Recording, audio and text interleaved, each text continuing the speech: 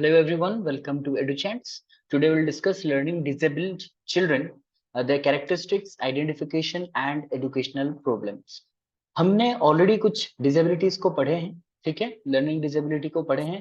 उसके साथ ही साथ आज हम इमोशनल डिसेबिलिटी यानी इमोशनल डिस्टर्बेंस जो चाइल्ड है उन लोगों के बारे में भी पढ़ेंगे यहाँ पे, ठीक है। तो चलिए स्टार्ट करते हैं। सबसे पहले आता है डिसलेक्सिया। हमने ऑलरेडी डिस्कस किया था इसके बारे में, तो आप सभी को पता है डिसलेक्सिया। व्हाट इज डिसलेक्सिया वो मुझे कमेंट में बताइए आप लोग। What is dyslexia? हमने ये इसको पढ़ा था, डिसलेक्सिया क्या होता है।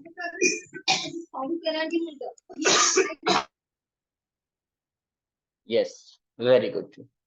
Reading disorder, yes, very good Eliza, very good Geeta. Dyslexia also referred to sometimes as reading retardation. Reading retardation इसको कहा जाता है। मैंने कहा था डिसलेक्सिया दो प्रकार से होते हैं, रीडिंग भी दो प्रकार से होता है, ठीक है। रीडिंग ही लेकिन दो प्रकार के होते हैं। कैसे होता है वो भी मैंने प्रीवियस क्लास में कहा था, अगर आपने अटेंड किया है तो आप लोगों को पता है। अब देखिए, इसको रीडिंग रिटार्डेशन भी कहा जाता है। It is to identify children who have severe difficulty in learning to read. They don't know how to read properly, how to pronounce properly, how to pronounce a letter, a word, a sentence like this, ठीक है। The child may even be 2 years behind his or her expected level of reading। जैसे कि हमने कहा था mental as एक होता है और एक होता है क्रोनोलॉजिकल एज, वैसे ही जो उसका मेंटल एज होना चाहिए according to their chronological age, उससे वो पीछे चलते हैं 2 साल, -2 years वो पीछे चलते हैं। This is the child who has been unable to learn to read through the regular classroom method. ये रेगुलर क्लासरूम में पढ़ने से दिक्कत आ रहा है इनको। हाँ, ये भी हो सकता है कि हाँ कहीं पे स्पेशल उनको पढ़ाया जा रहा है, रीडिंग प्रैक्टिस कराया जा रहा है, तभी उनका रीडिंग थोड़ा सा बेटर है। लेकिन हम यहाँ पे रेगुलर क्लासरूम की बात करेंगे, जहां पे रेगुलर क्लासरूम में बच्चा पढ़ नहीं पा रहा है, उनको हम कह सकते हैं डिसलेक्सिया, ठीक है। वो एक प्रकार का डिसेबिलिटी है। तो a child with this problem might have difficulty blending sounds into words, जो मैंने ऑलरेडी एक्सप्लेन किया था डिसलेक्सिया प्रीवियस क्लास में। IQ less than 70। यहाँ पे बेसिकली हम लोग सिर्फ और सिर्फ IQ के बारे में नहीं कहेंगे लिजा, क्योंकि उनका जो रीडिंग स्टाइल होता है that also matters, the rotation of their tongue and how they pronounce the words through their voice, ठीक है। ये सब के बारे में भी हम देखते हैं। तो IQ तो होता ही है, उसके बाद भी हम ये सारी चीजें देखते हैं, ठीक है। तो यहाँ पे हम क्या करते हैं, how they blend sounds into words. मतलब जो साउंड होता है, जैसे कि आपने बहुत सारे हमने ऑलरेडी लेटर्स पढ़ा है, ऑलरेडी कॉन्सोनेंट्स वगैरह पढ़ा है, ठीक है। तो जो भी हमने भावल्स और कॉन्सोनेंट्स पढ़ा है, उसका जो प्रोनाउंसिएशन स्टाइल है, जो साउंड प्रोडक्शन होता है, जो साउंड प्रोड्यूस होता है, निकल के आता है फ्रॉम द बॉक्स, तो ये जो साउंड वर्ड के साथ हम कैसे एसोसिएट कर सकते हैं, कैसे करते हैं, उनमें क्या प्रॉब्लम आता है। जैसे कि मैंने एग्जांपल दिया था, जैसे कि हम यहाँ पे किसी चीज को जब हम पढ़ते हैं, नाइट पढ़ते हैं, ठीक है, और हम लोग जैसे वॉक पढ़ते हैं, ठीक है। यहाँ पे कैसे हम एक वर्ड को मतलब एक लेटर को साइलेंट करके पढ़ते हैं, ठीक है। तो वहां पे उनका ये डिफिकल्टी होता है, how to produce sound, how to make some letter silent, तो उनमें वो प्रॉब्लम आता है। They have problems remembering auditory sequence. मतलब सीक्वेंस कैसे याद किया जाए, जैसे कि यहाँ पे वॉक हो गया तो सेम वो अभी हमने सिखा दिया, वॉक कहेंगे, वॉक नहीं कहेंगे। अभी यहाँ पे उनको फिर से दिक्कत होगा। क्यों? क्योंकि यहाँ पे फिर से वही साइलेंट वाला वर्ड आ रहा है, तो ऑडिटरी सीक्वेंस जो है वो याद नहीं रहेगा। Also manifest more speech and language difficulties, और भी बहुत सारे ऐसे डिफिकल्टीज वो फेस करते हैं जो कि डे टू डे लाइफ में उन्हें पढ़ने में या फिर प्रोनाउंस करने में उन्हें दिक्कत आता है, ठीक है। ओके, अब इनमें और क्या प्रॉब्लम्स जो है आइडेंटिफाई किया जा सकता है, यानी कि ये तो हो गया उनका डिसलेक्सिया। उनको आइडेंटिफाई कैसे कर सकते हैं कि किसी का डिसलेक्सिया है या नहीं है, या फिर the learner is not able to read properly, it is due to the inability to read, और विच में बी सेड एज डिसलेक्सिया। वो कैसे आइडेंटिफाई करा जा सकता है? फर्स्ट, उन लोगों को देखिएगा, they read slowly and painfully. Slowly पढ़ते हैं, देयर इज ए, ऐसे करके वो स्लोली भी पढ़ेंगे, पेनफुली भी पढ़ेंगे। मतलब प्रोनाउंसिएशन जो स्टाइल होता है, जो एक्सेंट होता है, वो उनमें नहीं आएगा। Experiences recording errors specially with the order of letters. Letter का जो ऑर्डर है, कभी इसको आगे, कभी इसको आगे, कभी इसको आगे, मतलब इनमें से किसको आगे प्रोनाउंस करना है, कैसे वो प्रोनाउंस करेगा, उसमें भी प्रॉब्लम आता है। Has trouble with spelling, spelling में भी प्रॉब्लम आता है। उसको किसी भी स्पेलिंग आप दे दो, जैसे कि फॉर एग्जाम्पल कम्युनिकेशन लिखने को दे दो, उसमें भी वो रॉन्ग वर्ड्स स्पेल करेगा, ठीक है। May have difficulty with hand writing मतलब कि dyslexia sometimes lead to dysgraphia also, तो यहाँ पे हैंड राइटिंग को भी डिफेक्ट करता है। Exhibits difficult recalling known words, पता है एप्पल क्या है या फिर एप्पल का स्पेलिंग क्या है, लेकिन फिर भी वहां पे उनको डिफिकल्ट होता है टू रिकॉल, याद करने में दिक्कत आता है। एरोप्लेन उन्होंने लिखा था, फिर भी लिखेंगे एरोप्लेन, ऐसे लिखेंगे, ठीक है। एरोप्लेन ऐसे लिख सकते हैं, क्योंकि उनमें डिफिकल्टी है, उन्हें याद नहीं आ रहा है कि प्रॉपर स्पेलिंग क्या होता है, स्पेलिंग के साथ प्रॉब्लम होता है। Has difficulty with written language, वैसे ही अगर याद नहीं आ रहा है तो लिखेंगे कैसे, अगर याद नहीं आ रहा है तो लिखेंगे भी नहीं, मतलब रिटन लैंग्वेज में भी प्रॉब्लम होगा। मे experience difficulty with math computation, मैंने डिसकैलकुलिया पढ़ाते वक्त भी कहा था, अगर आपका लैंग्वेज क्लियर नहीं है तो मैथमेटिकल प्रॉब्लम आएंगे, that means dyslexia leads to dysgraphia as well as dyscalculia. Then complaints of dizziness, headaches, stomach aches while reading. आप कभी कभी देखिएगा अपने क्लासरूम में किसी स्टूडेंट को कहो जो पढ़ नहीं पाता है, उसको अगर कहोगे तुम खड़े हो जाओ और लाउड रीडिंग करो, तो वो कहेगा डिजीनेस, यानी कि बहुत ही मतलब क्या कह सकते हैं, नींद आ रही है या फिर मुझे अच्छा नहीं लग रहा है, ठीक है, I am feeling little uneasy, ठीक है, क्लासरूम में अच्छा नहीं लग रहा है, तबीयत खराब लग रहा है, हेडेक हो रहा है, पेट दर्द कर रहा है, ऐसे वो बहाने बनाएगा। Confused by letters, numbers, words, sequence and verbal explanation, वो कंफ्यूज हो जाता है कौन सा लेटर कौन सा है, कौन सा नंबर को हम 9 कहते हैं, वर्ड कौन सा होगा, उसका सीक्वेंस क्या होगा। जैसे हम लोग पढ़ते हैं ग्रामर में, क्या पढ़ते हैं ग्रामर में, हम नाउन पढ़ते हैं, प्रोनाउन पढ़ते हैं, वर्ब पढ़ते हैं, ठीक है, पंक्चुएशंस पढ़ते हैं, प्रीपोजिशंस पढ़ते हैं, आर्टिकल्स पढ़ते हैं, ये सब का एक सीक्वेंस होता है, उसका एक सिंटैक्स, इसको हम कहते हैं, क्या कहते हैं, सिंटैक्स होता है, एक प्रॉपर स्ट्रक्चर होता है, लेकिन उसको वो स्ट्रक्चर याद नहीं रहेगा, ठीक है।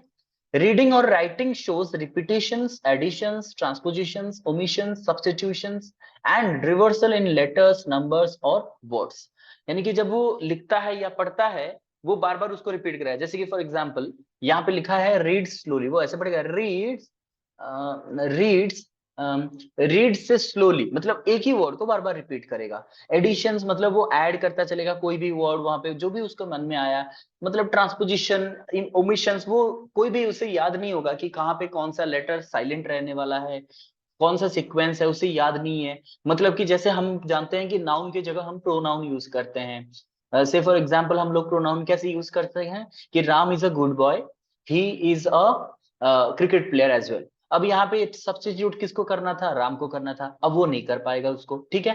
रिवर्सल इन लेटर, जैसे कि ए टू जेड पढ़ते हैं, जेड टू ए वो नहीं पढ़ पाएगा, नंबर, वर्ड, ये वगैरह वो नहीं कर पाएगा, ठीक है, रिवर्स में नहीं पढ़ सकता है। तो ये भी एक प्रकार का प्रॉब्लम है, इससे आप आइडेंटिफाई कर सकते हो कि the student is suffering from dyslexia, ठीक है, एक प्रकार का इनएबिलिटी होता है उनका। अब प्रिवेंट कैसे करेंगे इसको, हाउ टू प्रिवेंट, मतलब इसको डिसलेक्सिया उनमें ना आए, उसके लिए हमें पहले क्या करना पड़ेगा, provide a quite area for activities like reading, answering, comprehension, question, मतलब कि एक ओपन स्पेस, उसके लिए एक ओपन एरिया देना चाहिए जहां पे कोई उसको डिस्टर्ब नहीं करेगा, कोई उसको बोलने के लिए नहीं होगा कि तुम गलत पढ़ रहे हो, ठीक है। तो वहां पे वो खुद रीड करेगा। एंड आंसरिंग कॉम्प्रिहेंशन क्वेश्चन, वहां पे कुछ ऑलरेडी क्वेश्चन, जैसे क्वेश्चन बैंक होता है वैसे क्वेश्चन दिए गए होंगे, उसको आंसर करना होता है। यूज बुक्स ऑन टेप, यानी कि ऑडियो टेप जो होता है, बुक्स को ऑडियो रिकॉर्डिंग कर दो और उसे दे दो, वो उससे पढ़ेगा। Use books with large print and big spaces between lines, जो लार्ज प्रिंट होता है उनको वो वाला बुक पकड़ा दो। Provide a copy of lecture notes, lecture notes उन्हें दे दो, वो उससे पढ़ेंगे। Don't count spelling on history, science और अदर सिमिलर टेस्ट, यानी कि क्या करते हैं यहाँ पे, जो स्पेलिंग नहीं चेक करा जाता है, कभी कभी हम क्या करते हैं स्पेलिंग टेस्ट कराते हैं तो उसको एम्बेरस फील होता है कि इतना कम मार्क मुझे आया है, तो काउंट, स्पेलिंग काउंट ना करें जब भी आप हिस्ट्री, साइंस और कोई टेस्ट कर रहे हो, वहां पे उनका टैलेंट देखो, स्पेलिंग पे मत जाओ, ठीक है। Allow alternative forms for book reports, अब बुक्स को हटाने के लिए कोशिश करो, बुक को हटा के कुछ और किया जाए, जैसे कि यहाँ पे आपने टेप में रिकॉर्डिंग किया, ऑडियो में, प्रिंट में किया, ठीक है, लेक्चर को रिकॉर्ड किया या फिर अब अच्छे से नोट्स बनाया। यहाँ पे तो आप स्पेलिंग देखते ही नहीं हो, वैसे बुक्स को रिप्लेस करने के लिए कुछ और फॉर्म निकालो, ठीक है। Allow the use of laptop और other computer for in class ऐसे, ऐसे लिखने के लिए उन्हें अगर रीडिंग में प्रॉब्लम हो रहा है, बुक से प्रॉब्लम हो रहा है, then computer can be used. Use multi sensory teaching method, मतलब कि जो भी पढ़ाएंगे वो मल्टी सेंसरी अप्रोच होना चाहिए, जैसे कि कोई भी ब्लाइंड डेफ कोई भी पढ़ सकता है इसको। Don't teach using rote memory, जैसे कि रट्टा लगाने के लिए ना बोलें। Present material in small units, छोटे छोटे यूनिट्स में बांट दें। Use lot of praise with this children, इनको हमेशा मतलब शाबाशी मिलनी चाहिए, ठीक है, प्रेज करो उनको। Don't give a punishment for forgetting books, अगर कोई बुक्स भूल जाता है तो उनको पनिशमेंट मत दो। Don't use the word lazy, word जब आप प्रोनाउंस करते हो तो पूरा लेजी की तरह मत बोलो, मतलब कि जैसे कि इंग्लिश को इंग्लिश की तरह कहना चाहिए, जैसे कि व्हाट इज योर नेम, ऐसे अगर हम प्रोनाउंस करते हैं तो ऐसे बच्चा नहीं सीख सकता कि प्रॉपर प्रोनाउंसिएशन क्या होना चाहिए। मतलब कि आप इंग्लिश को इंग्लिश की तरह उसके साथ प्रोनाउंस करो ताकि वो आपसे सीखे। ऐसा नहीं है कि इसको व्हाट इज योर नेम, मतलब को उसको ऐसा ना प्रोनाउंस करो जो कि गलत प्रोनाउंसिएशन हो सके, ठीक है। और कुछ एजुकेशनल प्रोग्राम्स हम कर सकते हैं, मतलब कि at the school level, at the institutional level, expect less written work, यहाँ पे रिटन वर्क कम दो और ज्यादा से ज्यादा एक्टिविटीज कराओ। एक्टिविटी बेस्ड प्रोग्राम्स आप कराओ, रिटन जो है उसको कम कराओ। इससे क्या होगा, ये काम वो अच्छा कर पाएगा और इससे जो मोटिवेशन मिलेगा, इस मोटिवेशन को वो रिटन वर्क पे अप्लाई करेगा, खुद वो राइटिंग सीखेगा, खुद अपने आप राइटिंग को इम्प्रूव करने की कोशिश करेगा। Prepare a print out of homework and stick it in their book, books में उनका होमवर्क प्रिंट आउट करके लगा दो। क्यों? क्योंकि उनको होमवर्क याद नहीं रहता, होमवर्क याद नहीं रहता, और जो ब्लैक बोर्ड में आप लिखते हो नोट करते करते टाइम चला जाता है, इसलिए प्रिंट आउट एक होमवर्क का ले आओ, उसके बुक में चिपका दो कि ये करके आना, घर पे ले जाओ, होमवर्क है, ठीक है। Do not ask them to copy text from a board और बुक, अभी मैंने कहा बोर्ड में मैंने लिख दिया है, ये क्वेश्चन आप अपने टेक्स्ट बुक पे लिख दो, अपने नोटबुक में लिख दो, ये गलत अप्रोच है। Don't tell them to copy text from board और बुक, बुक से लिखने के लिए, बोर्ड से लिखने के लिए ना कहें। Accept homework created on a computer, यानी कि अगर कंप्यूटर में कोई लिखा गया नोट्स है तो उसको एक्सेप्ट करो, क्योंकि उसने होमवर्क किया है, whether it is written by hand और by computer doesn't matter. Give the opportunity to answer question orally, यानी कि उन्हें आंसर करने के लिए, ओरली आंसर करने के लिए उन्हें अपॉर्चुनिटी दो। आप जो क्वेश्चन पूछ रहे हो अगर वो लिख नहीं पा रहे तो वो आपको ओरली एक्सप्लेन कर सकते हैं, you should give them opportunity, ठीक है। अब हम पढ़ेंगे डिस्ग्राफिया। डिस्ग्राफिया क्या है? डिस्ग्राफिया क्या है बताइए। यस, डिस्ग्राफिया क्या है?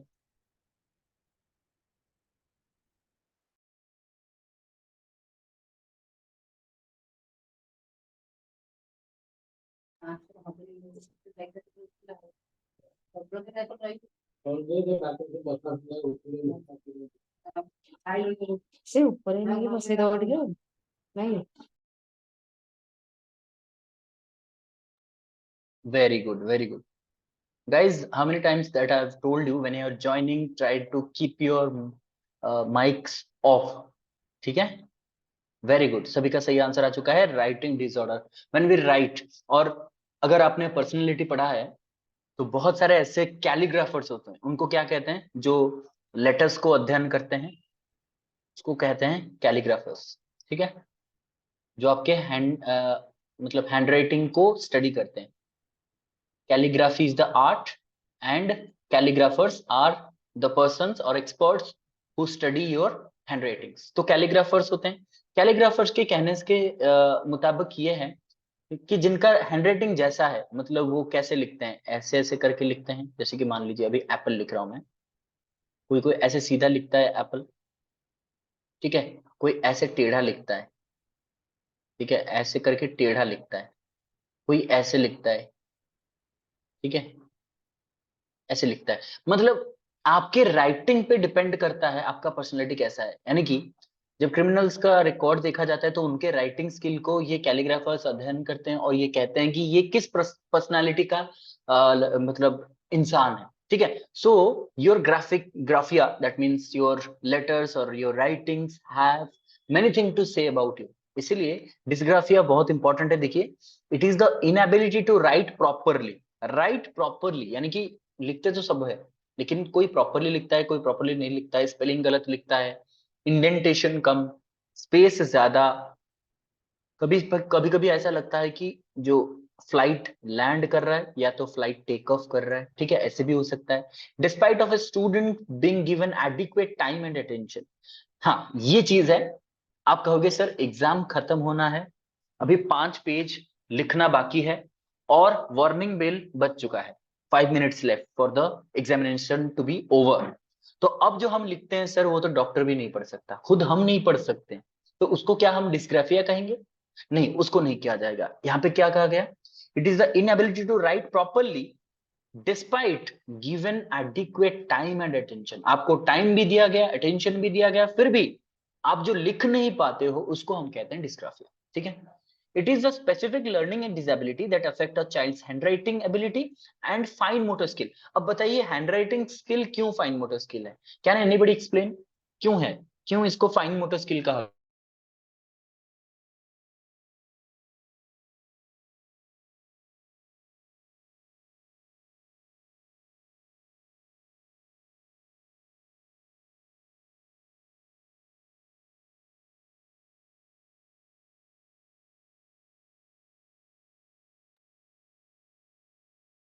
Very good Padmavati, Jeeta, Litina. क्योंकि यहाँ पे ये कह रहे हैं कि सिर्फ और सिर्फ one organ particularly fingers are used. ठीक है, uses the motor activity but सोनी it only uses a single part of the body or a single your fingers only are being used, not even the fingers of the other hand। सिर्फ एक ही हाथ का, और वो भी हम सिर्फ और सिर्फ फिंगर्स यूज करके हम लिखते हैं, that is why it is fine motor skill. Gross motor skill उसका उल्टा क्या होता है? Gross motor skill is when we use the whole body at a time to produce some activity is called gross motor skills। ठीक है, चलिए। The cause of this disorder is still unknown but is thought it could be due to a language disorder। यहाँ पे अच्छे से ध्यान रखिएगा, कहा जा रहा है ये जो डिस्ग्राफिया होता है वो किस कारण से होता है वो अननोन है, वो अभी तक पता नहीं चला है। पता नहीं चलने का मतलब ये है पर्टिकुलर रीजन नहीं मिला है, ऐसे रीजन तो हजारों मिल जाएंगे, लेकिन पर्टिकुलर रीजन क्या है, क्यों अच्छे से नहीं लिख पाते हैं, that is still unknown. Particularly नहीं कह सकते कि इसी के वजह से हुआ होगा, लेकिन ये कह सकते हैं because of some language disorder. अभी मैंने क्या कहा था डिसलेक्सिया में, जब आपका लैंग्वेज डेवलप अच्छे से नहीं होगा, अगर आप वर्ड्स लेटर्स नहीं पहचान पाओगे, उसको प्रोनाउंस नहीं कर पाओगे, then you will develop dysgraphia as well as dyscalculia. तो ये एक लैंग्वेज डिसऑर्डर से होता है। और damage to motor system.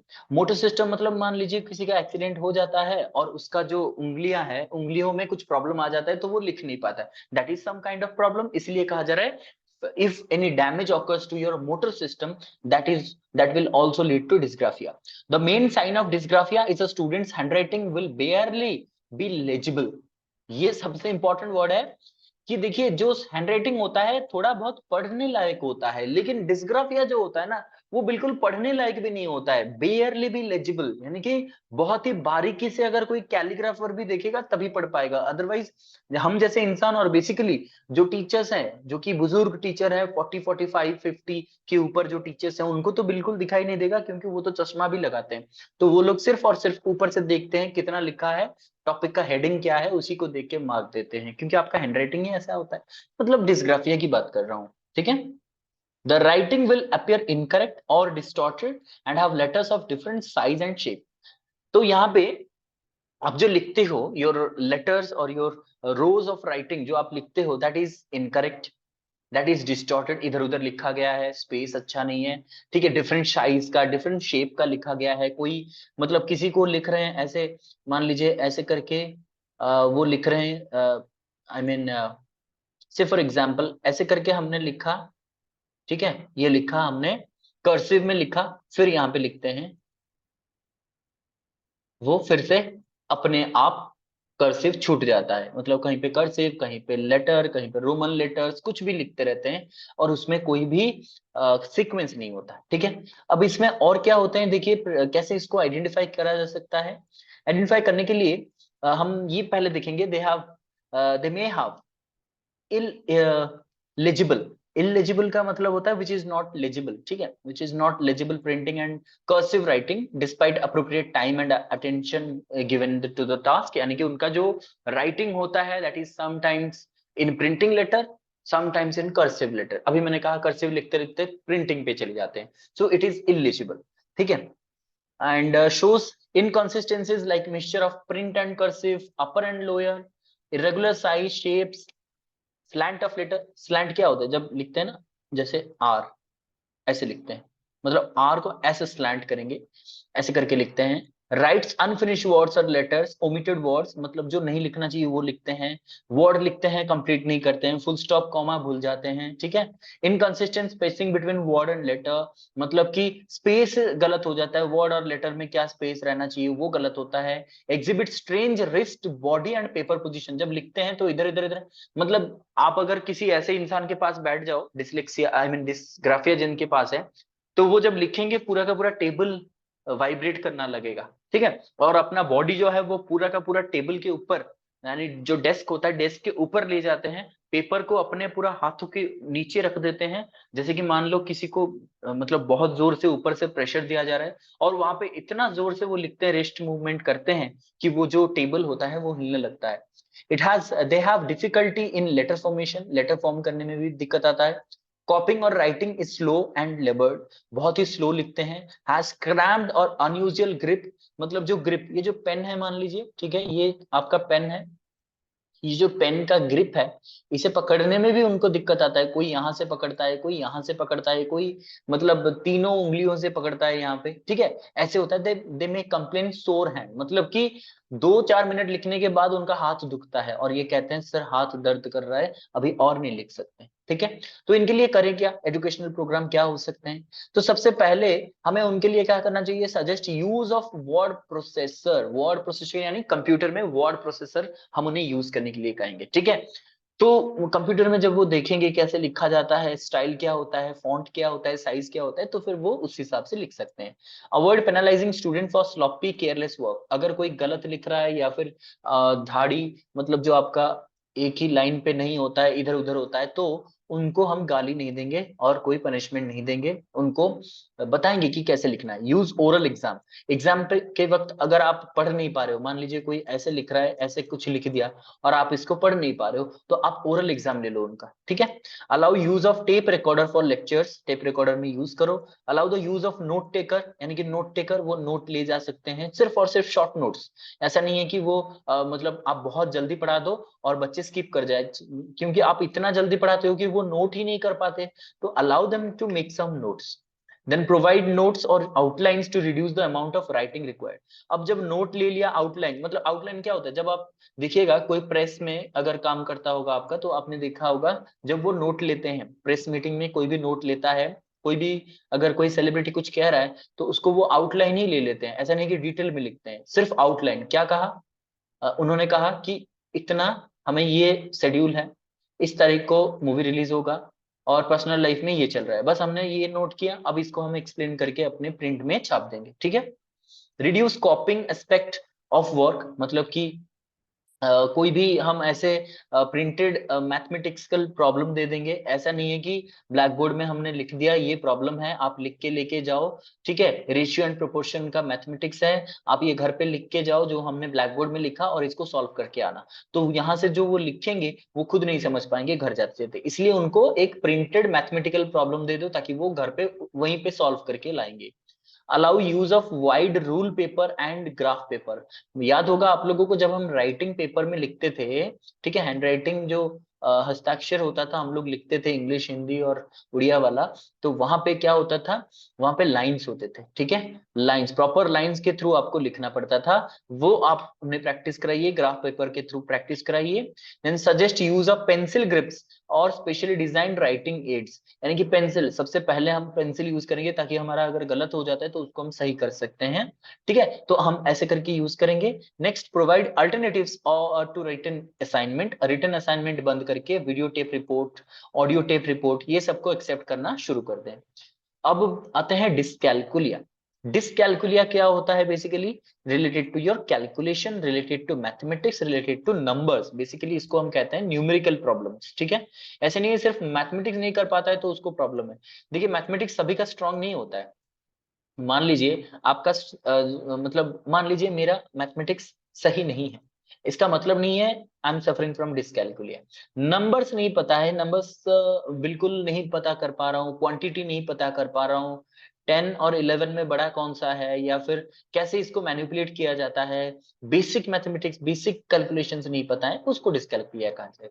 So it is a specific learning difficulty in mathematics like dyslexia, dyscalculia.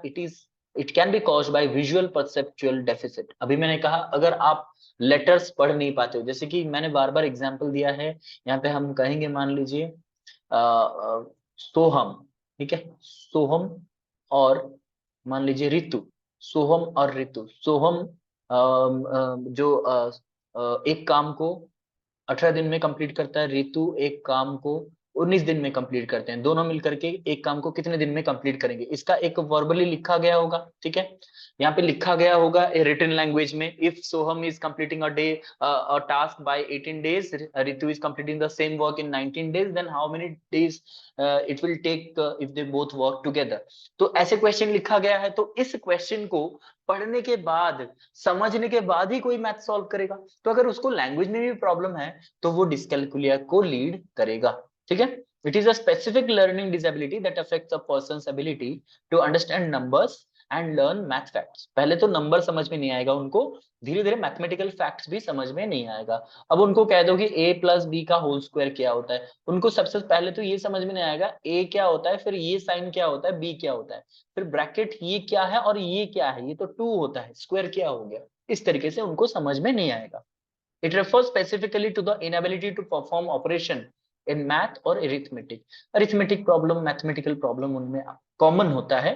उसके बाद कहा गया it could be described as an extreme difficulty with numbers। और ये जैसे कि मैंने कहा नॉर्मल डिफिकल्टी होता है आप लोगों को ज्यादा बड़े बड़े मैथमेटिक्स करने में, मान लीजिए ट्रिगोनमेट्री में प्रॉब्लम हो रहा है, ठीक है, और कंस्ट्रक्शन में, मेंसुरेशन में प्रॉब्लम हो रहा है, और पॉलिनोमियल्स में प्रॉब्लम आ रहा है, वो सही है क्योंकि आपको आपने नहीं पढ़ा है, that is okay. But some simple mathematics अगर आप नहीं कर पाते हो, जैसे कि एडिशन, सब्सट्रैक्शन, ठीक है, टेबल्स वगैरह याद नहीं है, टेबल्स कैसे सॉल्व किया जा सकता है वो भी याद नहीं है, if you have extreme difficulty with numbers it is called डिस्कैलकुलेट।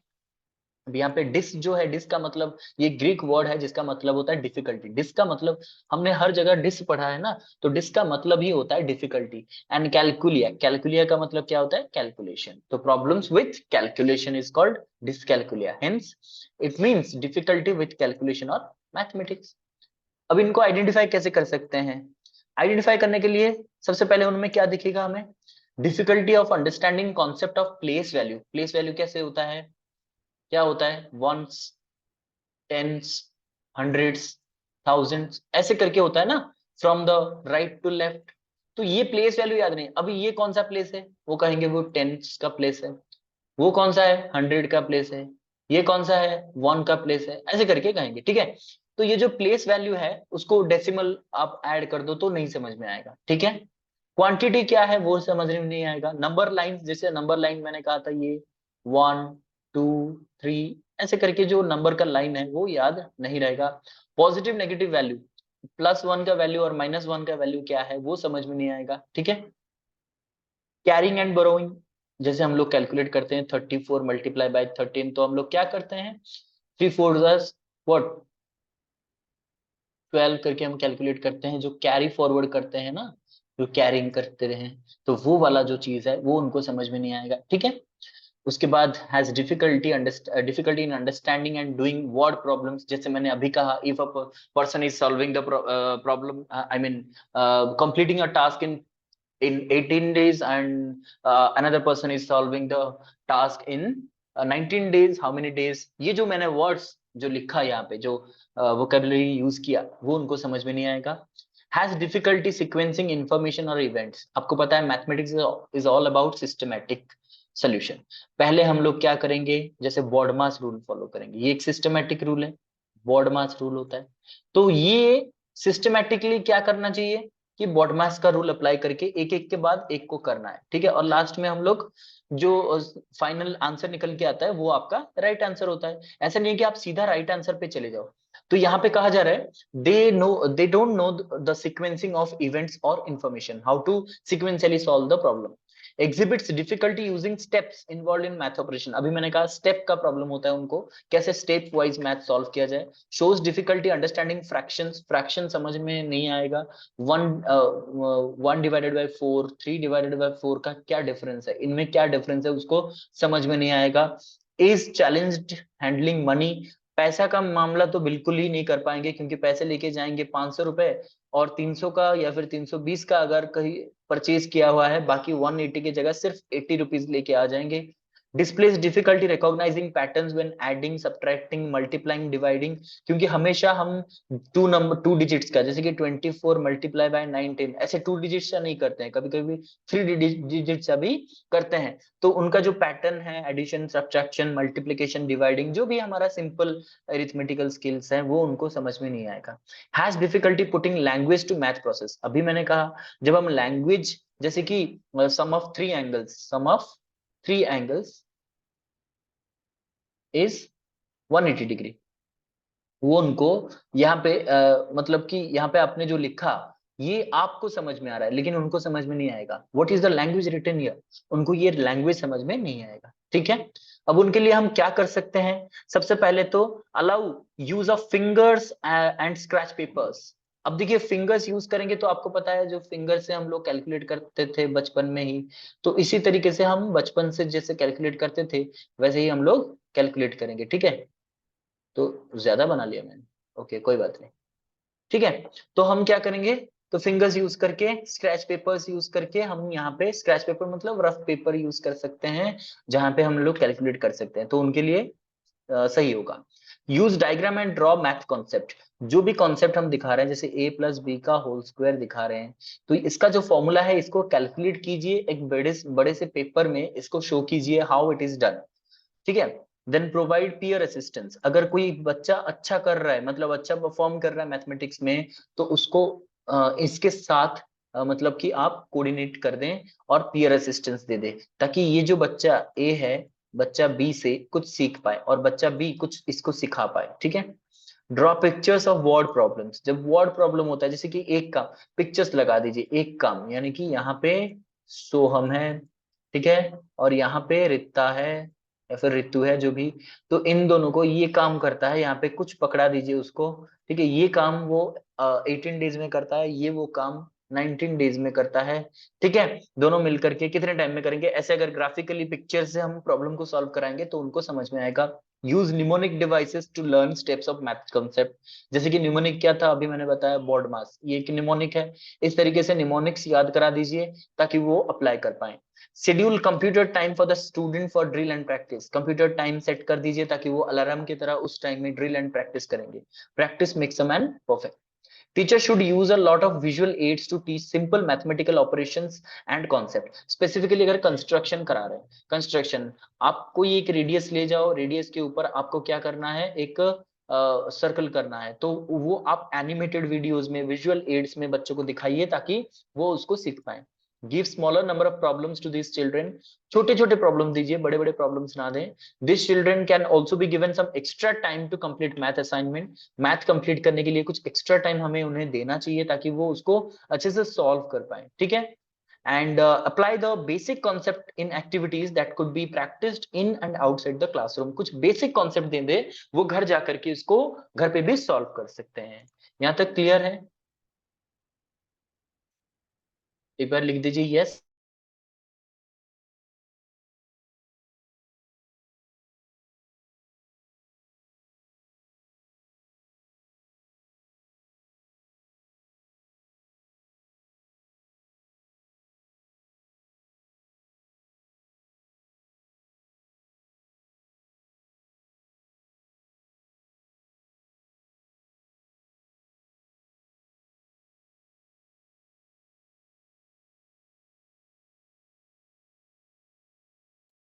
Okay चलिए आगे बढ़ते हैं। अब आता है डिस्प्रैक्सिया। डिस्प्रैक्सिया क्या है, ये हमने ऑलरेडी पढ़ाया है, हमारे क्लास में हमने ऑलरेडी डिस्कस किया है। Dyspraxia is the difficulty with thinking out, planning and carrying out sensory motor task. Basically क्या होता है, कोई भी काम करने से पहले, चाहे आपका बॉडी हो चाहे आप हो, हमारा जो central nervous system which is connected to the brain, brain से कनेक्टेड है, ब्रेन आपको कमांड देता है कि आपको ये करना है. से फॉर एग्जांपल आप ये क्लास अटेंड कर रहे हो, कुछ नोट्स भी साइड बाय साइड आप कर रहे हो, पढ़ते पढ़ते आप लोग नोट्स करते हो. Yes, tell me how many of you note down while having this class. Yes, tell me in the comment box. तो जो लोग ये करते हैं, इसका मतलब है क्लास करने के लिए, नोट्स करने के लिए your brain is commanding you, brain आपको कमांड कर रहा है, यानी कि your brain as well as your motor activities are coordinated. ये दोनों कोऑर्डिनेटेड है. जब तक आपको ब्रेन नहीं कहेगा इसको करने के लिए, तब तक आप इसको करोगे नहीं.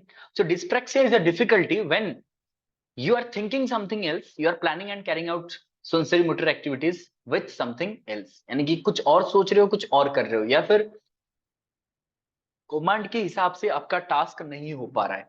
या तो आप ये कह सकते हो the motor sensory motor coordination सही नहीं है. सेंस आपको कुछ कह रहे हैं और मोटर एक्टिविटी कुछ और हो रहा है. ठीक है, इसका मतलब है कि यहाँ पे दोनों का कोई कोऑर्डिनेशन नहीं है. ठीक है, it is an immaturity of the brain resulting in messages not being properly transmitted to the body. अभी मैंने कहा कि अगर आपका ब्रेन आपको सही से मैसेज फॉरवर्ड नहीं कर रहा है, यानी कि सही से कमांड नहीं कर रहा है क्या करना है, तो आप वो नहीं कर पाते हो, which results in dyspraxia. Yes, that is also difficulties in decision making. Okay, the child with dyspraxia may have a combination of several problems in varying degrees. अलग अलग प्रॉब्लम हो सकते हैं, क्योंकि अगर आपका ब्रेन आपको अच्छे से कमांड नहीं दे रहा है, तो कोई भी चीज सही नहीं होगा. चाहे वो मोटर एक्टिविटी हो, चाहे वो लर्निंग एक्टिविटी हो, चाहे वो कोई भी एक्टिविटी हो. तो इसी यहाँ पे कहा गया it is basically a sensory motor coordination problem. आपका सेंस और आपका मोटर ऑर्गेनाइजेशन, दोनों का ये जो ऑर्गन्स है या फिर दोनों का जो कोऑर्डिनेशन है, वो बिल्कुल सही नहीं है. ठीक है, इसीलिए ये प्रॉब्लम होता है. तो आइडेंटिफाई कैसे करा जा सकता है इन लोगों को? तो सबसे पहले देखेंगे हम लोग poor fine and gross motor coordination. उनका फाइन मोटर स्किल भी और ग्रॉस मोटर स्किल दोनों ही अनकोऑर्डिनेटेड है, दोनों में डिफरेंस है, दोनों ही गलत है. ठीक है, अभी मैंने कहा जैसे आप लोग कोई भी हैंड राइटिंग, मतलब मान लीजिए आप कुछ लिख रहे हो, ठीक है, सो it is not accurate, it is not at all legible. तो ग्रॉस मोटर स्किल, जैसे आप रन करते हो, देखिएगा आप बहुत सारे लोग ऐसे हैं जो लोग भागते भागते गिर जाते हैं. ठीक है, स्टेप अच्छे से नहीं पड़ेगा उन लोगों का. ठीक है, कोई अगर मान लीजिए जंप कर रहा है, तो कोई कोई ऐसे जंप करता है जैसे खुद को ही चोट पहुंचा देगा. ठीक है, ये सारे होते हैं. Motor planning and perception problem. Motor planning मतलब वो अच्छे से, वही जो बॉडी, मान लीजिए भागना, कूदना, कोई भी मोटर एक्टिविटी जो, उसके लिए वो प्रॉपरली प्लान नहीं होता है, it is unplanned. Motor planning नहीं होता है, परसेप्शन प्रॉब्लम होता है. परसेप्शन मतलब कि आपने बहुत बार ये महसूस भी किया होगा, जब मान लीजिए एक स्टेयर है, ये स्टेयर केस है, पहले आपको यहाँ पे पैर रखना है, उसके बाद यहाँ, उसके बाद कभी कभी क्या होता है, यहाँ पे पैर रखने के बाद इस बीच पैर आ जाता है और फिसल जाते हैं. ठीक है, तो ये परसेप्शन प्रॉब्लम होता है, यानी कि आपका सेंस का सही से काम नहीं कर रहा है कि हाइट कितना है. जो लोग सीढ़ियों से ज्यादा जल्दी चढ़ जाते हैं या नीचे आ जाते हैं, उनमें परसेप्शन प्रॉब्लम, परसेप्शन बहुत अच्छा है, क्योंकि उनका जो सेंसरी मोटर कोऑर्डिनेशन बहुत अच्छा है. उनको पता है कि उनका जो डिस्टेंस या फिर हाइट, इसको क्या कहते हैं, स्टेयर का इसको क्या कहते हैं, इसको हाइट कहते हैं ना. ये हाइट कितना है, पैर अपने आप इसको नाप लेता है और उस हिसाब से सेकंड जो स्टेयर पे वो चढ़ जाता है. चढ़ते चढ़ते उसको पता हो जाता है, उसके पैर को ये पता चल जाता है कि डिस्टेंस इतना है, इतना पैर बढ़ाएंगे तो ऊपर चले जाएंगे. ठीक है, उनका एक कोऑर्डिनेशन होता है. Yes, good reflexes. Yes Swati, अच्छा रिफ्लेक्स होता है, उनको पता चल जाता है. They are very good at sensing the the heights. Poor awareness of body in space. Body in space मतलब कि उनको अवेयर नहीं होता है उनका बॉडी स्पेस में, यानी कि एक खुले जगह में या फिर कहीं पे भी उनका बॉडी का हाइट कितना है, कहाँ पे कितना जाना चाहिए. से फॉर एग्जांपल कभी कभी ये भी हुआ होगा, आगे एक मतलब दिख रहा है कि एक पेड़ है जहां पे एक डाली जो है वो नीचे तक आया है, लेकिन आपको इतना भी नहीं पता है कि आपको झुक के जाना चाहिए कि साइड होके जाना चाहिए. आप सीधे चले जाते हो और आप टकरा जाते हो वहां से, मतलब कि you are not aware of your body properly. यहाँ पे भी प्रॉब्लम किसका होता है, वही सेंसरी ऑर्गन का। Difficulty with reading, writing, speech, ये प्रॉब्लम भी आ जाते हैं while we can say it may be affected, dyslexia, dysgraphia, ये सब जो है ना, ये इसी से भी अफेक्ट हो सकते हैं। पुअर सोशल स्किल, अब ये सब जब हो जाता है आपके साथ, मतलब पैर सही से नहीं पड़ता है, पेड़ दिखाई नहीं देता है, तो आपके मन में भी ये आ जाता है शायद मैं दूसरों से अलग हूँ। इससे आप क्या करते हो, अपने आप को आइसोलेट करने की कोशिश करते हो, ठीक है। मतलब अगर आप लोग तो देख रहे होंगे कि अगर किसी के जिंदगी में कुछ अच्छा नहीं चल रहा है, कुछ मतलब दूसरों के जैसा नॉर्मल नहीं चल रहा है, तो फिर वो अपने आप को आइसोलेट कर देते हैं। तो पुअर सोशल स्किल्स यहाँ पे भी आ जाते हैं। Poor sense of direction, like finding rooms across the campus, वही बात फिर से आ गया। इतना बड़ा कैंपस है आपका, आपका ये जो हॉस्टल है, मान लीजिए ये ईस्ट हॉस्टल है, ईस्ट में हॉस्टल है, और आप वेस्ट में जाके ढूंढ रहे हो कि ये मेरा रूम क्यों नहीं है, ठीक है। क्योंकि आपका जो सेंस ऑर्गन काम नहीं कर रहा है, सेंसरी ऑर्गन आपके मोटर को, यानी कि आपके पैरों को डायरेक्शन ही बुला दे रहे हैं, आप यहाँ आ गए हैं जबकि आपको यहाँ पे जाना था, ठीक है। पुअरली डेवलप्ड ऑर्गेनाइजेशनल स्किल्स, कोई भी चीज ऑर्गेनाइज नहीं होगा, मतलब सिस्टमेटिक नहीं होगा। टायर्डनेस, बहुत ज्यादा जल्दी टायर्ड हो जाते हैं। Lack of awareness of potential danger, आगे डेंजर है वो उनको पता, जैसे मैंने कहा ना, पेड़ का डाई ऐसे नीचे तक आया है, ठीक है, ये पेड़ है, ठीक है, तो इसका जो यहाँ पे एक डाली आया है, आप यहाँ से गुजर रहे हो, आपको डेंजर का मालूम ही नहीं, आप यहाँ पे जाके टकरा गए, ठीक है। So you are unaware of your potential danger. Educational problem, इनके लिए हम क्या कर सकते हैं in educational setup, basically break down task into smaller manageable slices, छोटे छोटे पार्ट्स में काम को डिवाइड करें। क्यों? क्योंकि अगर बड़ा कोई काम उसके सेंस ऑर्गन में नहीं जा रहा है, ब्रेन उसको कमांड नहीं कर पा रहा है, हैंडल नहीं कर पा रहा है, तो छोटे छोटे टास्क दे दो, छोटे छोटे टास्क, एटलीस्ट ये तो कर सकते हैं। Allow the child to finish a task before moving on, मतलब कि कहीं पे जाने से पहले एक काम खत्म करो फिर जा करके जाओ। इससे क्या होगा, मैं ये इसलिए बोल रहा हूं, आप लोगों ने एक्सपीरियंस किया होगा, जब आप कोई भी एक काम करते हो, मुझे आंसर जरूर देना, अगर कोई एक काम आप कर रहे हो, माइंड में चल रहा है, जैसे कि आप अभी क्लास कर रहे हो, क्या आप में से कोई साइमल्टेनियसली एक काम करते करते कोई दूसरा थिंकिंग आपके दिमाग में नहीं आता? जरूर आता हो। जैसे कि मान लीजिए आप क्लासरूम में क्लास कर रहे हो, you are physically present but mentally absent, तो आप कुछ और ही सोच रहे हो, किसी के बर्थडे का प्लान कर रहे हो, घर में कोई प्रॉब्लम है तो वो प्लान करते हो, कोई व्हाट्सएप में कोई अगर मैसेज कर रहा है तो भी उसका ध्यान वहां पे चला जाता है। यानी कि मुझे जरूर बताइएगा, क्या यह आपके साथ होता है? अगर होता है और आप अच्छे से इसको हैंडल कर पाते हो, यानी क्लास का क्लास भी कर लेते हो, क्लास का जो पढ़ाई होता है उसको भी दिमाग में ले लेते हो, चलो आज जो पढ़ाई हुआ बहुत इंटरेस्टिंग था, मुझे समझ में आ गया, और उसके साथ ही साथ व्हाट्सएप में रिप्लाई भी कर देते हो, उसके साथ ही साथ घर पे क्या करना है या फिर प्रॉब्लम को कैसे सॉल्व करना है ये भी सोच लेते हो। You are thinking one step ahead, आगे क्या करना है वो क्लास में बैठे बैठे ही आप कर लेते हो, सोच लेते हो। while at the same time you all are attending the online classes, online class करते करते नोट भी कर लेते हो, और घर पे कोई अगर मान लीजिए कोई काम है उसको भी आप निपटा देते हो, यू आर मल्टीटास्किंग। सो यहाँ पे बच्चा अगर कभी कभी मल्टीटास्किंग बनना चाहता है, तभी भी उनको ये प्रॉब्लम्स आ सकते हैं। इसलिए एक काम कंप्लीट करो वन एट ए टाइम, ठीक है, एक टाइम में एक काम कंप्लीट करो फिर आगे बढ़ो, ठीक है। How many of you are doing so multitasking? या Then don't force the child to take part in team games. Team games में पार्टिसिपेट करने के लिए फोर्स ना करें, क्योंकि टीम गेम्स में कोऑर्डिनेशन की जरूरत है, जैसे फुटबॉल, क्रिकेट, भागना पड़ता है, रिफ्लेक्स मूवमेंट, ये सब क्लियर होना चाहिए। अगर उनका सेंसरी मोटर काम नहीं कर रहा है तो फिर टीम गेम्स में उनको चोट लग सकता है, ठीक है। Praise every effort and every small accomplishment, अगर बच्चा कोई भी छोटा चीज करता है, कोई भी एफर्ट देता है, कोई भी अकम्पलिशमेंट होता है, मतलब कुछ भी जीतता है, तो उनको प्रेज करना चाहिए, उनको बढ़ावा देना चाहिए। Remember that they have difficulty in taking on board information during lessons, यानी कि हमें ये पता होना चाहिए कि जो इन्फॉर्मेशन हम बोर्ड पे लिखते हैं वो लिखने में भी उनको प्रॉब्लम होता है, इसलिए हम उन्हें जो नोट्स होता है या फिर जो टास्क होता है वो हम उनको प्रिंट के फॉर्म पे अगर दे दें या फिर जैसे ऑनलाइन फॉर्म में दे दें तो बेटर रहेगा। अलाउ देम एक्स्ट्रा टाइम, उनको हमेशा एक्स्ट्रा टाइम देना चाहिए क्योंकि उनका मोटर कोऑर्डिनेशन सही नहीं है। Establish a parent professional link, हमारे साथ उनके पेरेंट्स का एक लिंक रहना चाहिए, ठीक है। अभी तक किसी ने बताया नहीं कि किन कौन कौन ऐसे हैं जो कि मल्टीटास्किंग करते हैं, एक काम करते करते दूसरा काम भी कर लेते हैं। How many of you do that? Yes, very good.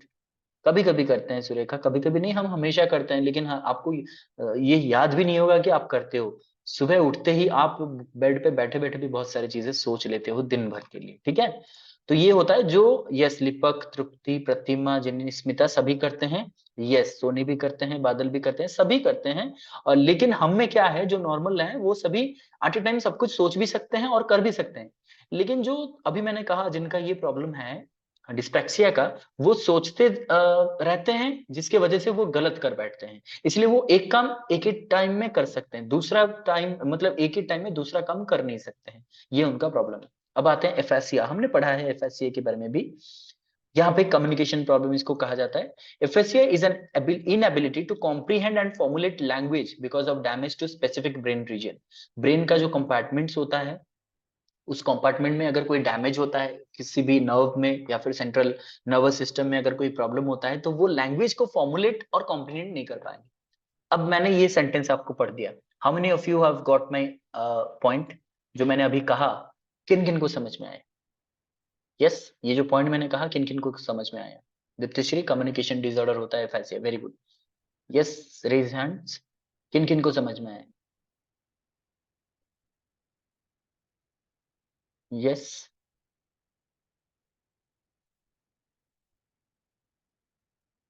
किसी को समझ में नहीं आया? Nobody? Language disorder, yes Anil, understood Ishani, very good. तो यहीं पे मैं कहना चाहता हूँ, जो लोग अभी कह रहे हैं सर समझ में आया, उन्हीं लोगों को मैं कह सकता हूं कि जो मैंने अभी कहा, लैंग्वेज मैंने कहा, जो भी मैंने यूज किया, वर्ड यूज किया, वही एट द सेम टाइम जो मैंने कहा उसको वो फॉर्मुलेट कर पाए, कॉम्प्रीहेंड कर पाए, जो मैंने कहा उनको समझ में आया। जो नहीं कह रहे हैं उनको समझ में नहीं आया, that means it is an inability to comprehend the और formulate language because their brain regions has been damaged. ठीक है, तो अभी बताइए क्या समझ में आया जो मैंने पॉइंट कहा? यही तो होता है एफएसया। अगर जो कहा जाता है, जो लिखा जाता है, जो बताया जाता है, अगर समझ नहीं आता है, उसको हम एफएसया कहते हैं, क्योंकि लैंग्वेज प्रॉब्लम होता है ब्रेन रीजन में। वो इंटरप्रेट नहीं कर पाता है, वो उसको ट्रांसलेट नहीं कर पाता है, या यूं कह सकते हो कि वो रिसीव नहीं कर पाता है। मैंने कुछ कहा, अभी मैंने जो एफएसया कहा वो आपको समझ में आया। अभी मैं अगर चाइनीज में, तमिल में अगर आपको कुछ कहूं जो आपको नहीं समझ में आएगा, क्या आपको समझ में आएगा? नहीं आएगा। You will not be able to comprehend the language. तो इसका मतलब है जो नॉर्मल लैंग्वेज, वो लैंग्वेज नहीं, जो नॉर्मल लैंग्वेज हम लोग यूज करते हैं, आपका लैंग्वेज जो आप यूज करते हो, उस लैंग्वेज में अगर बताने के बाद भी आप लोग कॉम्प्रीहेंड नहीं कर पा रहे हो, समझ नहीं पा रहे हो, तो फिर इसको कहते हैं aphasia. Clear? It is to be diagnosed with aphasia, a person's speech or language must be significantly impaired in one or several of the four communication modalities. क्या क्या फोर कम्युनिटीज होते हैं? मतलब कि हम जो भी पढ़ते हैं, reading, writing, speaking and listening, LSRW, listening, speaking, reading, writing, यही तो होता है। तो इन चारों में से अगर कोई भी इंपेयरमेंट सिग्निफिकेंट होता है तो उसको हम कहते हैं एफएससी। ठीक है, यस, LSRW होता है, वेरी गुड। तो ये जो LSRW होता है, इन चारों में से कोई एक अगर सिग्निफिकेंटली आपका इम्पेयर होता है, तो फिर हम इसको कहते हैं एफएसएम। ठीक है, the four communication modalities are auditory comprehension, जो हम सुनते हैं, वर्बल एक्सप्रेशन जो हम कहते हैं, रीडिंग राइटिंग भी होता है, एंड फंक्शनल कम्युनिकेशन जो डे टू डे में हम करते हैं। ठीक है, अब आते हैं आइडेंटिफाई कैसे कर सकते हैं इनको। तो आइडेंटिफाई आसान से कर सकते हैं, स्पीकिंग इन सिंगल वर्ड्स, मतलब कि सिंगल वर्ड में बात करेंगे। जैसे कि for example, what is your name,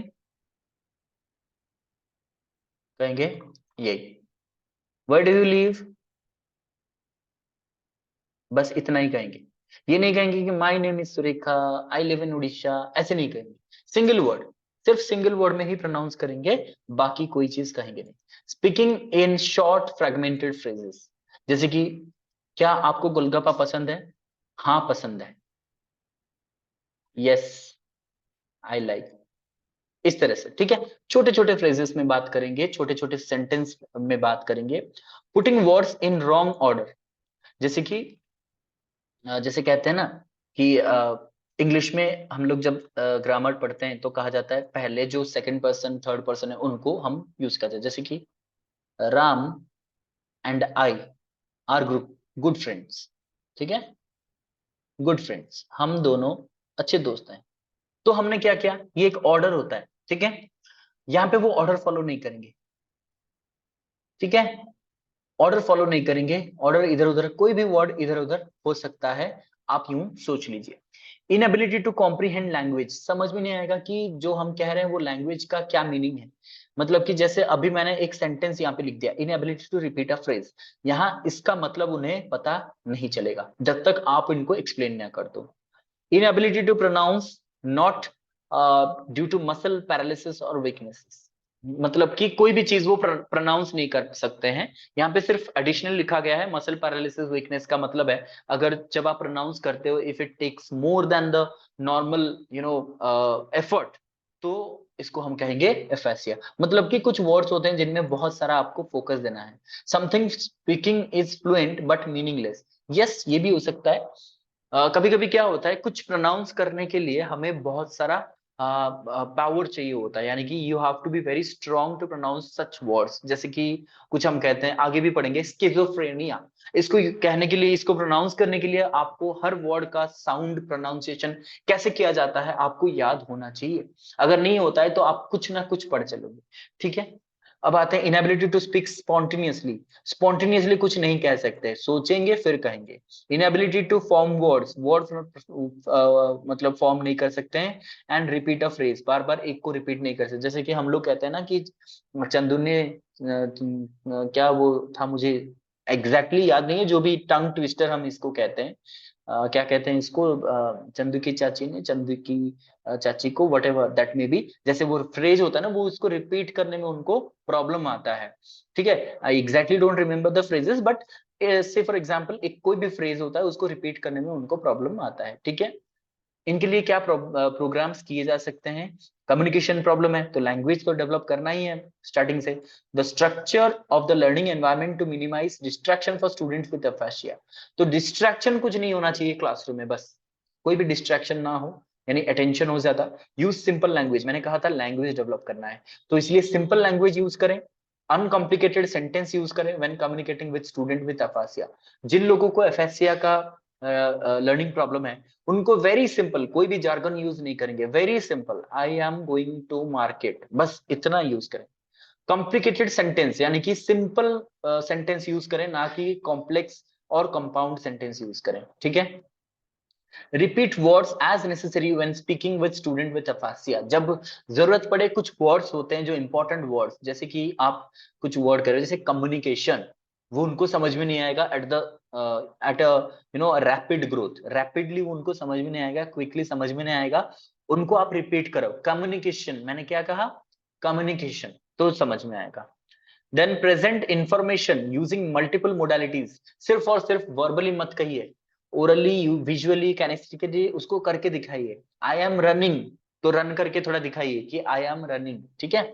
when teaching vocabulary, provide written words, definition, synonyms, antonyms, example of usage and pictorial representation.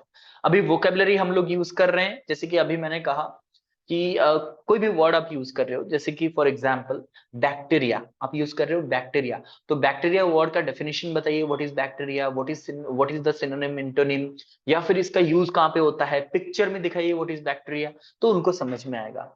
explicitly teach semantic syntax concept, simplify them as much as possible। जो लोग English में पढ़े हैं उनको पता है कि semantic syntax क्या होता है। इंग्लिश जब हम पढ़ते हैं, कोई भी लैंग्वेज पढ़ते हैं, तो उनका सेमेंटिक्स होता है, सिंटैक्स होता है, फ्रोनोलॉजी होता है, वगैरह वगैरह, तो उनको इसके बारे में थोड़ा बहुत उन्हें बताइए, और उनको बहुत ही सिंपल तरीके से बताइए ताकि वो याद कर पाए, उसको समझ पाए।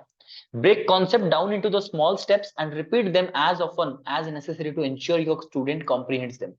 जितना भी बड़ा कॉन्सेप्ट है उसको छोटे छोटे पार्ट्स में डिवाइड कीजिए। अब एग्जाम्पल सबसे बड़ा हमारे पास ही है कि जो इंक्लूसिव एजुकेशन था ये कॉम्प्लेक्स कॉन्सेप्ट था, बहुत सारे कॉन्सेप्ट इसके अंदर है। अगर एक ही टाइम में आप पढ़ते तो हियरिंग इम्पेयर्ड के साथ विजुअल इम्पेयरमेंट, उसके साथ मेंटल रिटायरमेंट, उसके बाद डिसेबिलिटीज, उसके बाद आपका ये जो इमोशनल डिस्टर्बेंस, सब कुछ मगअप आई मीन मिक्सअप हो जाता, किसका क्या प्रॉब्लम था, किसका क्या प्रोग्राम था, क्या कैरेक्टरिस्टिक्स था, कुछ भी समझ में नहीं आता, सब मिक्सअप हो जाता, ठीक है, इधर उधर हो जाता, इसका उसके साथ, उसका इसके साथ हो जाता। इसलिए इसको थोड़ा सा कॉम्प्लेक्स कॉन्सेप्ट को पढ़ाने के लिए हमें छोटे छोटे स्टेप्स में, छोटे छोटे क्लासेस में इसको डिवाइड करना पड़ा। So that is how you have to teach your students. Allow students with aphasia as much time as necessary without interruption to express themselves verbally. यानी कि aphasia स्टूडेंट्स को पढ़ाने के लिए जितना टाइम जरूरी है उतना टाइम उन्हें पढ़ाइए, कोई भी इंटरप्रिटेशन, कोई भी इंटरप्शन ना हो, ताकि वो अच्छे से आपके वर्ड्स को समझ पाए और वो खुद भी उसके वर्बली एक्सप्लेन कर पाए। यानी क्रिएट वर्ड चॉइस बोर्ड्स, यानी कि वर्ड चॉइस बोर्ड जैसे गेम के टाइप ही होता है, एक बोर्ड होगा जहाँ पे कुछ वर्ड्स हम लोग लिख देंगे, ठीक है, जो भी वर्ड्स है वो हम लिख देंगे और उन्हें कहेंगे चूज करने के लिए, उसी से कुछ वर्ड फॉर्मेशन कराएंगे, इस तरीके से गेम कराएंगे। Use flash cards and index cards to build vocabulary, वैसे ही गेम्स कराएंगे, कुछ कार्ड्स ले आएंगे, कार्ड्स में मान लीजिए ओ लिखा है, ओ से एक वर्ड बताएंगे, इस तरीके से वोकेबुलरी गेम जैसा कर सकते हैं। उसके बाद आते हैं एडीएचडी। एडीएचडी क्या होता है? Attention deficit hyper activity disorder. ये एक प्रकार का डिसऑर्डर, यहीं पे लिखा जा रहा है, अटेंशन नहीं होता है और वो बहुत ज्यादा हाइपर हो जाते हैं। तो ADHD constitutes a condition characterized by inappropriate attention skills, उनमें अटेंशन नहीं होता है, इम्पल्सिविटी बहुत ज्यादा, मतलब रिफ्लेक्स मूवमेंट, जैसे स्वाति जी कह रहे थे कि इम्पल्सिविटी मतलब कि इम्पल्स मतलब कि वो रोक नहीं सकते अपने आप को, और इन सम केसेस हाइपर एक्टिविटी, बहुत ज्यादा हाइपर हो जाते हैं। It affects children in all area of their life, क्योंकि बहुत ज्यादा गुस्सा करना, बहुत ज्यादा रिएक्ट करना भी गलत होता है। Characteristics of ADHD are evident on a daily basis in all of their environment, at home, in school, with peer. ये हर जगह दिखाई देता है, स्कूल में, घर पे और दोस्तों के साथ भी। Children with ADHD may resist going to bed, refuse to eat, break toys during play. मतलब ज्यादातर आप ये देख सकते हो कि इन बच्चों में गुस्सा ज्यादा होता है, बहुत ज्यादा वो अपने आप को आइसोलेट करने की कोशिश करते हैं, किसी के साथ बात नहीं करेंगे, अटेंशन बिल्कुल नहीं होता है, सबसे मतलब यूं कह सकते हो कि वो क्लास में सबसे ज्यादा डिस्टर्ब होते हैं। At school they may be extremely restless and easily distracted, distract रहेंगे, क्लास में बिल्कुल अटेंशन नहीं रहेगा। They have trouble completing work in class, often missing valuable information because of their underdeveloped attention capacity. Class में कुछ important बताया जा रहा है, टास्क दिया जा रहा है, असाइनमेंट दिया जा रहा है, वो उसको भी नहीं सुनेंगे और उसको स्किप कर देंगे। They speak aloud out of turn and find themselves in trouble for their behaviour. कभी कभी इतना गुस्सा करके किसी को कुछ भी कह देते हैं, हाइपर बोल देते हैं, जोर से चिल्ला के बोल देते हैं, तो इससे बहुत झगड़ा भी हो जाता है, बहुत प्रॉब्लम भी उनको फेस करना पड़ता है।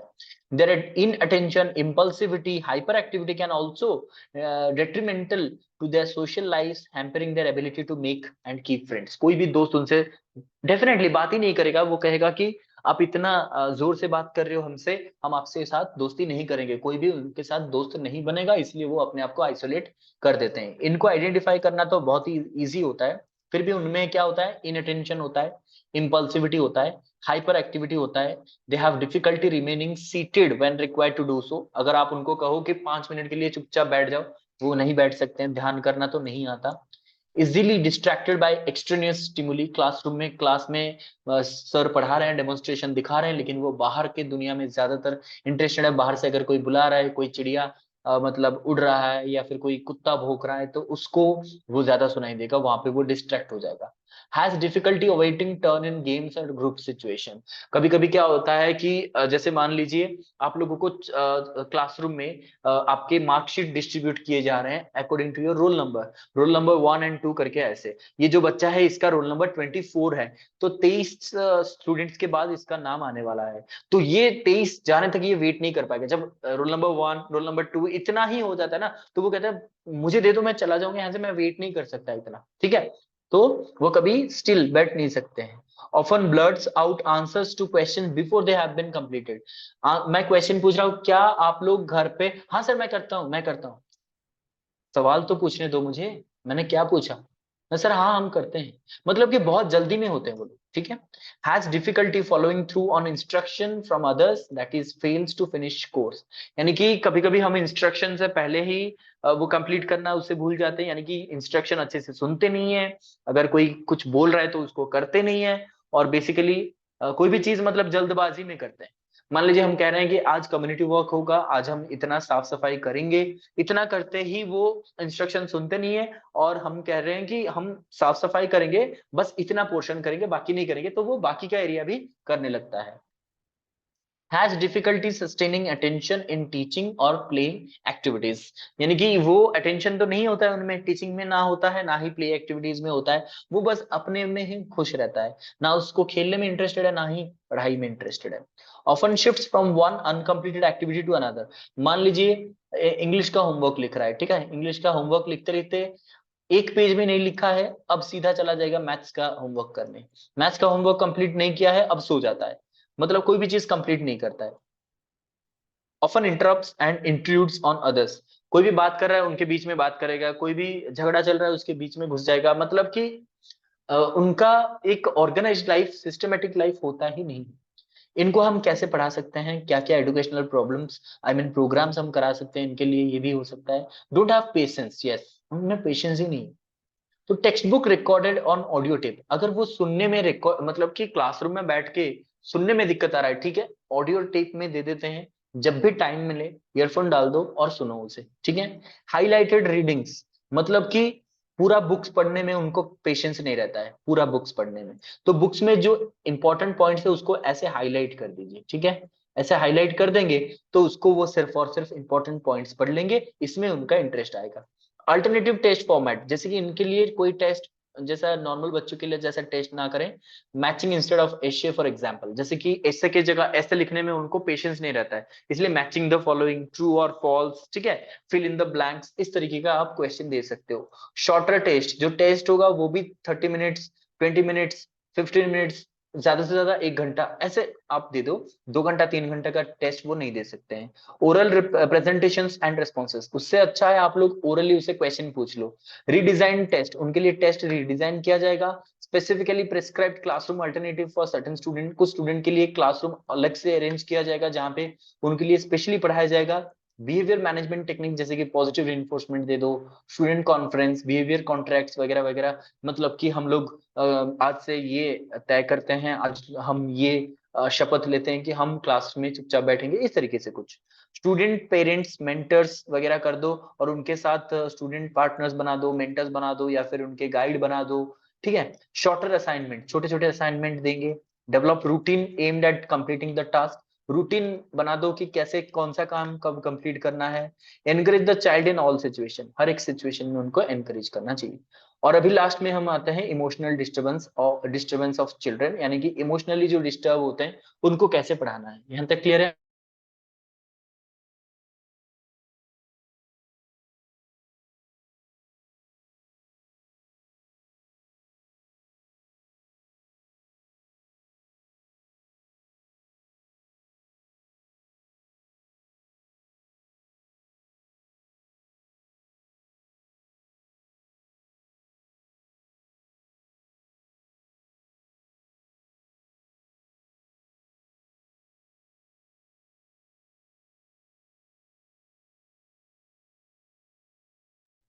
ओके,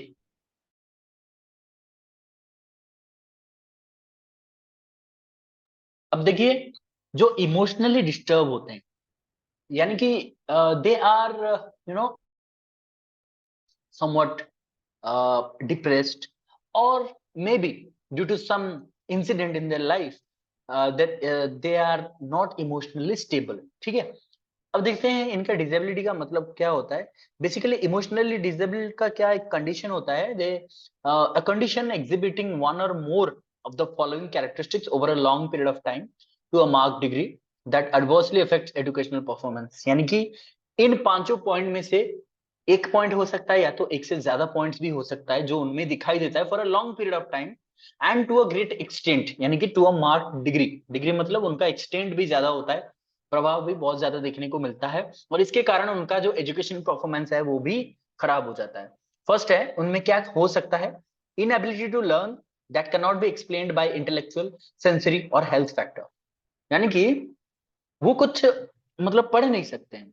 क्या पढ़ नहीं सकते हैं, कोई भी चीज सीख नहीं सकते हैं, which can not B explain by intellectual, कोई भी उसे सॉल्व नहीं कर पाएगा, कोई इंटेलेक्चुअल भी उसे बता नहीं पाएगा।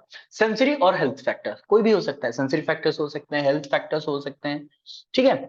एंड सेकंड होता है इनएबिलिटी टू बिल्ड और maintain satisfactory interpersonal relationship with peer and teacher, teachers के साथ, दोस्तों के साथ उनका कोई अच्छा रिलेशन नहीं रहा होगा।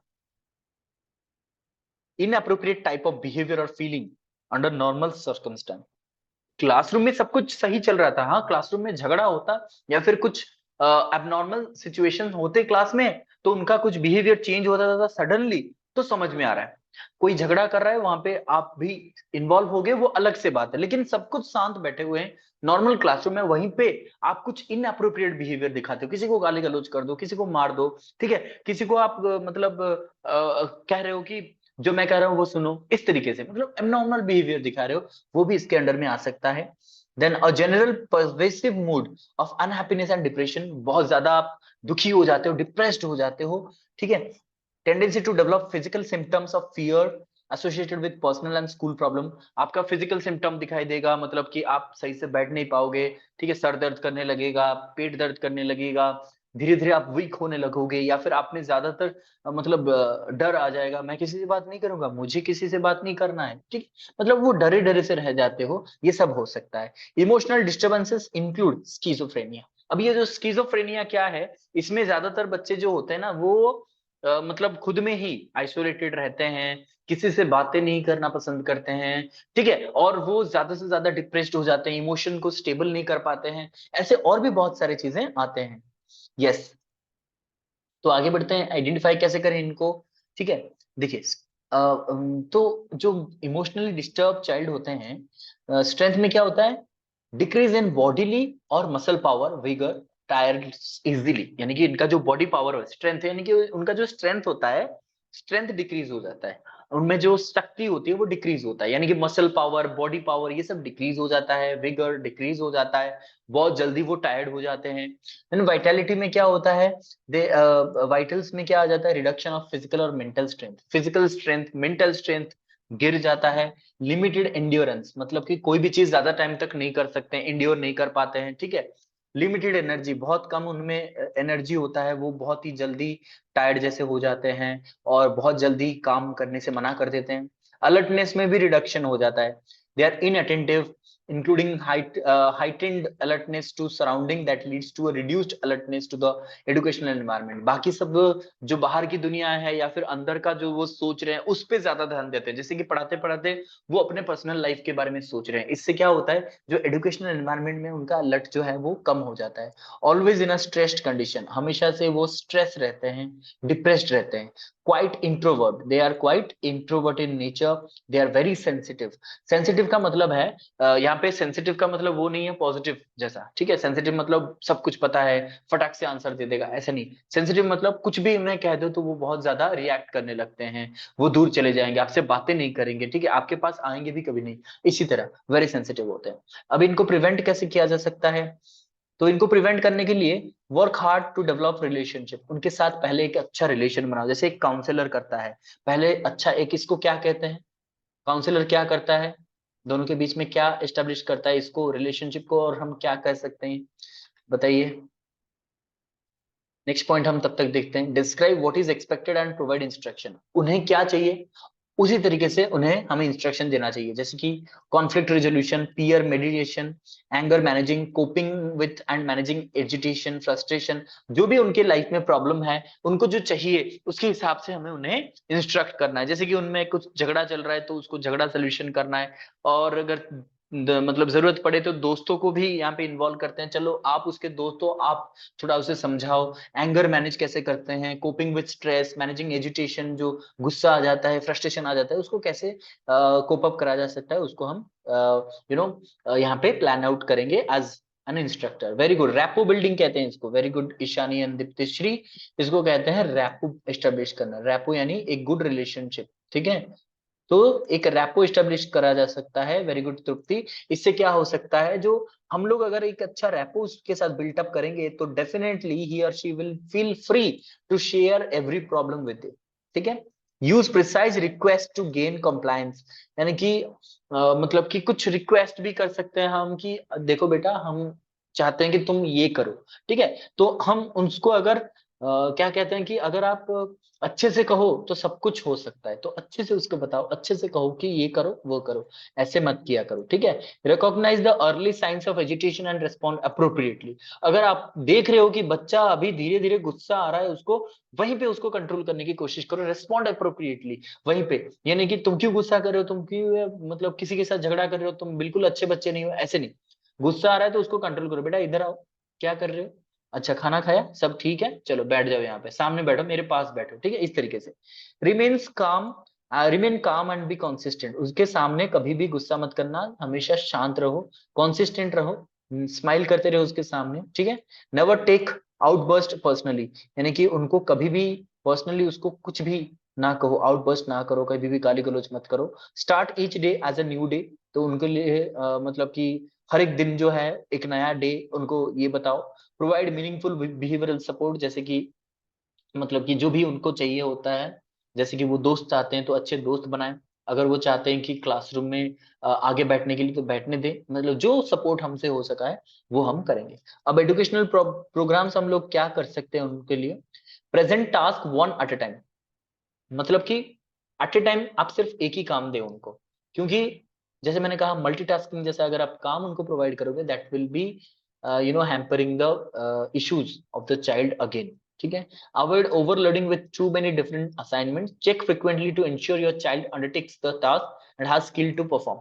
और आप उसके साथ पर्सनली जुड़े रहिए कि वो टास्क कर रहा है कि नहीं कर रहा है, समझ पा रहा है कि नहीं समझ पा रहा है, क्या उसने वो टास्क जो मैंने दिया था कंप्लीट किया है कि नहीं किया, ये सब। Offer choices in assignment areas to work, order of activities, tasks to be completed. Assignment दे रहे हो, मान लीजिए कोई असाइनमेंट, तीन ऑप्शन आप उसको दो, असाइनमेंट देते वक्त तीन ऑप्शन दो, ये कर सकते हो तुम, या फिर ये कर सकते हो, ये कर सकते हो। अगर एक ही असाइनमेंट दे देंगे क्या सर ये बोरिंग है मैं नहीं करूंगा, आप कहोगे क्यों नहीं करोगे, करके आओ, तो वो हो जाएगा फिर से वही बात, इमोशनल डिस्टर्बेंस। अब इमोशनली डिस्टर्ब है तो उसको तीन ऑप्शन दो, ये भी कर सकते हो, ये भी कर सकते हो, ये भी कर सकते हो। वो चूज करेगा चलो सर यही कर लेता हूँ मैं, ठीक है तुम यही करके लेके आओ, ठीक है। Provide supplementary high interest material, मतलब कि कुछ ऐसे मटेरियल्स उन्हें दो जो जिसमें उसका इंटरेस्ट है। मान लीजिए वो बच्चा इमोशनली अनस्टेबल है, लेकिन उसको मतलब क्या कह सकते हैं, कॉमेडी देखना बहुत अच्छा पसंद है, तो कॉमेडी मतलब related to that we have to provide supplementary materials, जैसे कि उसको उसी से पढ़ने लिखने का मौका मिल जाए। Provide very frequent encouragement and feedback about performance, उसको एनकरेजमेंट देना चाहिए, फीडबैक देना चाहिए उनके performance related. Offer extra practice feedback and remedial support as needed, अगर रेमेडियल जरूरत है तो उसको दे सकते हैं, एक्स्ट्रा प्रैक्टिस बुक देना है तो उसको दे सकते हैं, जितना हो सके हम पर्सनली उसके लिए कोशिश करेंगे। Set realistic goals and provide timely feedback, उनके लिए कुछ रियलिस्टिक गोल, रियलिस्टिक गोल का मतलब ये है, हमारे क्लासरूम में तो ऑलरेडी गोल फिक्स्ड होता है कि हमें क्लासरूम में क्या पढ़ाना है बच्चों को, लेकिन उन बच्चों के लिए स्पेसिफिकली हम और एक गोल बनाएंगे, सप्लीमेंट्री और गोल बनाएंगे, वो भी रियलिस्टिक गोल, जिसके लिए उन्हें टाइमली फीडबैक भी देना पड़ेगा। और उनको कैसे इंप्रूव, देखिए वो एक इमोशनली डिस्टर्ब बच्चा है, तो डेफिनेटली उनके कुछ अलग से प्रॉब्लम है, उस प्रॉब्लम को सॉल्व करने के लिए हमें कुछ गोल्स बनाने हैं, जैसे कि उस बच्चे का प्रॉब्लम इस महीने तक ये प्रॉब्लम हम सॉल्व कर देंगे, वो अटेंटिव हो जाएगा, वो मतलब कि इंट्रोवर्ट नहीं रहेगा, ये कुछ रियलिस्टिक गोल्स हम रखेंगे और टाइमली उसे फीडबैक देंगे ताकि ये गोल्स फुलफिल हो जाए। And lastly consistently provide frequent social acknowledgement and encouragement, society में सभी उसके साथ एक्नॉलेज करेंगे, यानी कि सोसाइटी उसे एक्नॉलेज करेगा, ये नहीं नहीं ये बहुत अच्छा बच्चा है, यहाँ का किसी के साथ दुश्मनी नहीं, किसी के साथ कोई मनमिटाव नहीं है, ये कुछ भी नहीं है, तो ये सब सोशल एक्नॉलेजमेंट मिलेगा, उसको एनकरेज किया जाएगा, तभी स्टूडेंट इमोशनली बैलेंस्ड हो पाएगा। क्लियर। चलिए एमसीक्यू पे चलते हैं, आज इंक्लूसिव तो खत्म, तो चलिए फर्स्ट क्वेश्चन देखते हैं। Person with schizophrenia often displays openness, lack of attention, independence, all of the above. सोच समझ के आंसर कीजिएगा।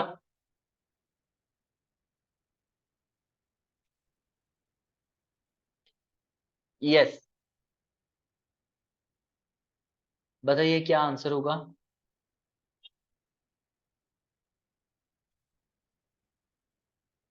Very good, very good Soni,